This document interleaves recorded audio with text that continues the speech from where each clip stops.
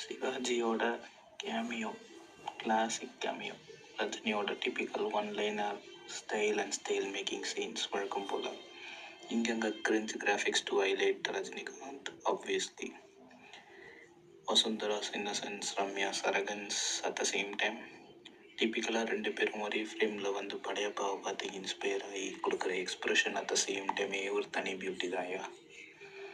கேஎஸோட வழக்கம் போல் டேப் ஆங்கிள்லேருந்து வந்து கீழே ஹீரோனை காமிக்கிற அந்த டாப் ஆங்கிள் வியூஸ், சாஃப்ட் மனசு தராத Ravi, mouth organ to the fullest and best யூட்டிலைசேஷன்னு சொல்லுவேன். One of the best OST, especially Rajini பொண்ணை கூட்டிகிட்டு வரதோ, அப்பாஸ் மாப்பிள்ளையை அவன் வீட்டுக்கு கூட்டிகிட்டு போகிறதோ, டெஃபினட் கூஸ் பம்ப்ஸ். அதான் என் ஓஎஸ்டி. கேளுங்க. ரஜினிக்கு வயசான கெட்டப்பு, வயசானாலும் ஸ்டைலும் அளவு இன்னும் போலையா அவரை விட்டு.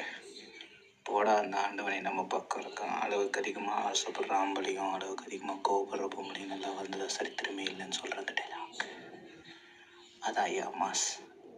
ஏஆர் ரஹ்மான் இன்னும் உயிரோடு தான் இருக்கான், ரிலேட்டபிளாக தான் இருக்கான்னு கேட்க வைக்கிற அந்த லைவ்லி ஃபீல் இருக்கே, அதுவே தனி.